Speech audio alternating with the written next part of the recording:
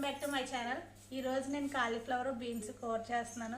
నేను ఎలా వండుతున్నాను అన్నది మీతో షేర్ చేసుకోవాలనుకుంటున్నాను, అందుకనే ఈ వీడియో చేస్తున్నాను. ఈరోజు స్టవ్ ఆన్ చేశానండి. స్టవ్ ఆన్ చేసి ప్యాన్ పెట్టాను. ప్యాన్ పెట్టి ఇప్పుడు 3 టేబుల్ స్పూన్స్ ఆయిల్ వేసుకుంటున్నానండి. 3 టేబుల్ స్పూన్స్ ఆయిల్ హీట్ ఎక్కేంత వరకు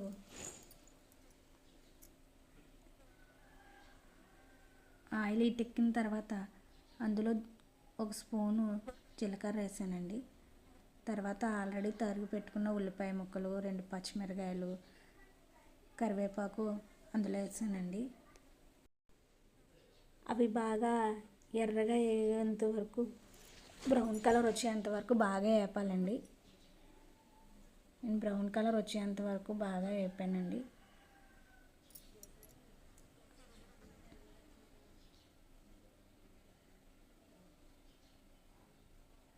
కొన్ని ఉల్లిపాయలు ముక్కలు కోసి 2 టమాటాలు పేస్ట్ చేశానండి. మిక్సీ గ్రైండర్లో వేసి పేస్ట్ చేశాను. ఆ పేస్ట్ కూడా ఇప్పుడు ఏగిన ఈ ఉల్లిపాయ ముక్కల్లో వేసుకుంటున్నామండి. మనం వేసుకొని ఇది బాగా పచ్చివాసన పోయేంత వరకు బాగా వేపుకోవాలండి. నేను బాగా వేపుతున్నాను. పచ్చివాసన పోయి బాగా ఎంత నూనెలో పచ్చివాసన పోయేంత వరకు బాగా ఎగుతుందో మనకు టేస్ట్ బాగా వస్తుందండి. ఆయిల్ పైకి తేలుతుంది కదండి, పచ్చివాసన పోయి. ఇప్పుడు ఇందులో ఇప్పుడు మనం ఆల్రెడీ నేను వాటర్లో శుభ్రం చేసుకొని పెట్టుకున్న బీన్స్ అవన్నీ ఇందులో కడిగేసుకొని వేసుకుంటున్నానండి. ఇందులో పెట్టానండి, ఎందుకంటే ఇవేం మాడిపోకుండా ఉండడానికి, కింద అడుగు పట్టకుండా ఉండడానికి అనేసి. ఇప్పుడు పిక్కలు వేసుకోవడం అయిపోయిందండి. అలాగే కాలీఫ్లవర్ కూడా నేను బాగా క్లీన్ చేసుకొని కట్ చేసుకొని వేడి నీళ్ళు మరగబెట్టి కాలీఫ్లవర్ అందులో వేసి ఉంచానండి. ఇవి కూడా ఇప్పుడు 2 నిమిషాలు ఈ పిక్కలు వేపిన తర్వాత ఆ కాలీఫ్లవర్ కూడా క్లీన్ చేసుకొని వేడి నీటిలో వేసుకున్న కాలీఫ్లవర్ని కూడా ఇందులో వేసుకుందామండి. వేసుకొని బాగా కలపాలి.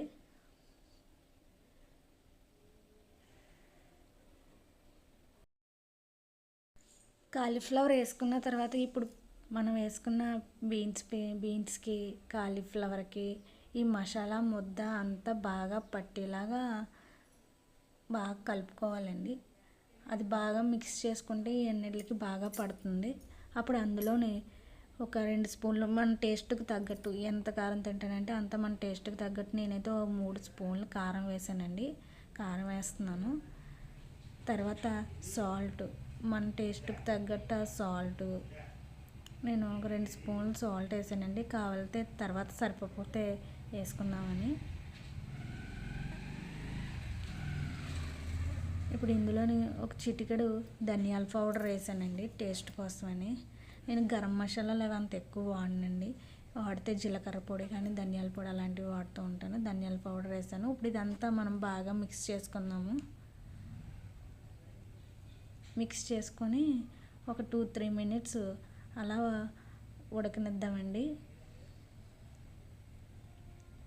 బాగా మిక్స్ చేస్తున్నాను.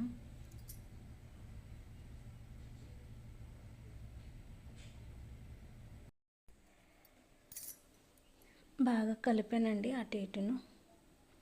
కలిపిన తర్వాత దీన్ని మూత పెట్టి ఒక 10-15 మినిట్స్ అలా ఉడకనిచ్చానండి.